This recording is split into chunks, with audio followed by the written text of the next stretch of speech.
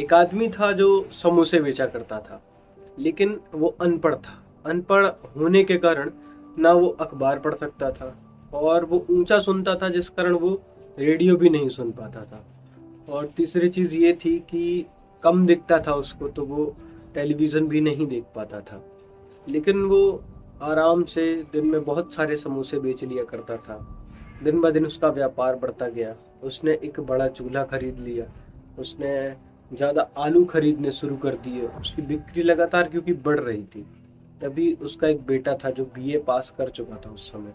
तब वो अपने पिता की मदद करने के लिए दुकान में, मतलब पिता के साथ लग जाता है। वो पढ़ा लिखा होता है, तो वो अपने पिता को बताता है कि क्या आपको मालूम है कि हम एक बड़ी मंदी से गुजरने वाले हैं। मतलब पूरी दुनिया की हालत बहुत ही खराब है। और मतलब जो भी उसने पढ़ा है कि मंदी का दौर चल रहा है पूरी दुनिया में, तो अपने पिता को बताता है। तो उसका पिता ये सोचता है कि मेरा जो बेटा है वो कॉलेज पढ़ चुका है, तो वो जो बोल रहा होगा सही ही बोल रहा होगा। उसने पढ़ा होगा, वो अखबार पढ़ता है, टेलीविजन भी देखता है, रेडियो भी सुनता है। तो वो जो बोल रहा होगा वो सही बोल रहा होगा।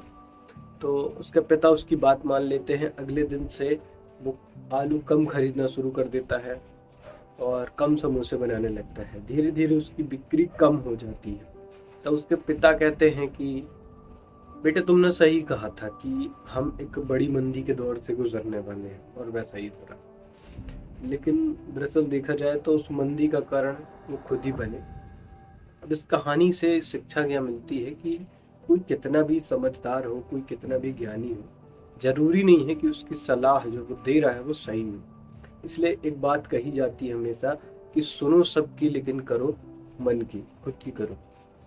कभी भी अपना जो सलाहकार है वो बहुत सावधानी से, बहुत सोच समझ के चुनना चाहिए। क्योंकि पढ़ा लिखा इंसान हमेशा सही नहीं होता है।